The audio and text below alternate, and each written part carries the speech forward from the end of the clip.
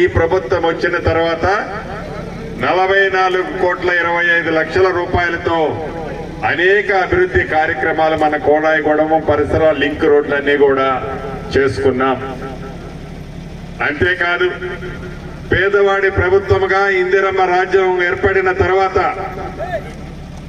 ఈ గడిచిన 2.5 సంవత్సరాల్లో గౌరవ ముఖ్యమంత్రి రేవంత్ రెడ్డి గారి నాయకత్వంలో ఇందాక మా పెద్దమ్మ చెప్పినట్లు పెద్దోళ్ళు తినే సన్నబియ్యం పువ్వ నా పేదింటి ఆడబిడ్డకి ఇచ్చాం. 10 సంవత్సరాలు రేషన్ కార్డులు ఇవ్వకపోతే రేషన్ కార్డులు ఇచ్చాం. 200 యూనిట్లు ఉచిత కరెంటు ఇచ్చాం.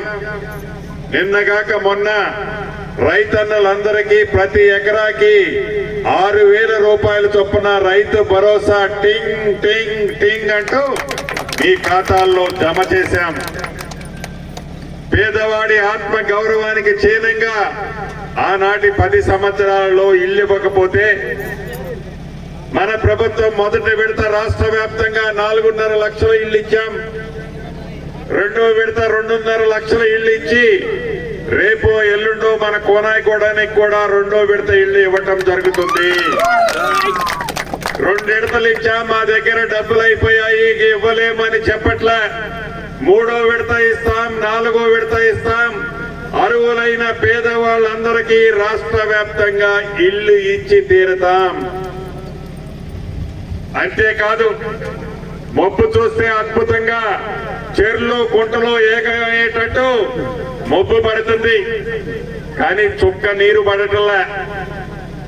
శాస్త్రజ్ఞులు చెప్తున్నారు ఈ సంవత్సరం వర్షాలు చాలా తక్కువ పడతాయని. వారు అన్నట్లే పేరుకు మబ్బు పడుతుంది తప్ప చుక్క వర్షం పడటంలా. అనుభవజ్ఞులైన రైతులు మీరు ఇక్కడ ఉన్నారు.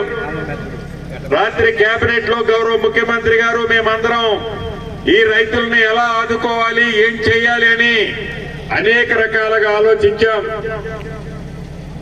ఇది కొంటే నీళ్ళొచ్చేది కాదు కాబట్టి రైతన్నలు మీకున్న అనుభవంతో తక్కువ నీటితో మీ పొలాల్లో ఏం పంటేస్తే బాగుంటుందో మీరు నిర్ణయించుకోండి.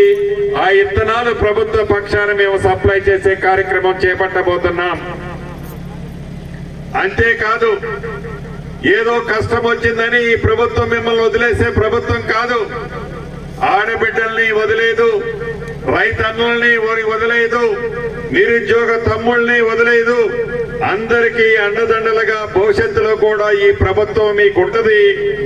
కష్టం వచ్చినప్పుడు మరింత అండగా ఉంటామని కూడా ఈ వేదిక ద్వారా రైతన్నులకి ప్రత్యేకంగా చెప్తూ, వర్షాలు వస్తే నేనే సాగర్ నీళ్లు తీసుకొచ్చి మీకు ఇస్తా, కానీ నీళ్లు కొంటే దొరికే కావు.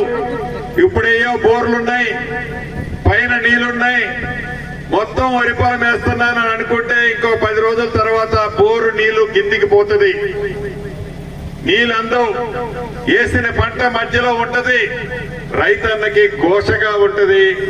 దయచేసి అనుభవజ్ఞులు, అపారమైన అనుభవం ఉన్న రైతన్నలు మీరంతా నిర్ణయం తీసుకునే ముందు ఎవరుమో మేము చెప్పామన్న దానికంటే కూడా శాస్త్రజ్ఞులు చెప్తున్నది నిజమలా అనిపిస్తుంది. కాబట్టి రైతన్నలందరూ చేతులు జోడించి మిమ్మల్ని అభ్యర్థిస్తున్నాను, తొందరపడి నీరు ఎక్కువగా ఉపయోగించే పంటలు వేయొద్దని ఈ వేదిక ద్వారా కోరుకుంటూ మీ అందరి దగ్గర సెలవు తీసుకుంటున్నాను.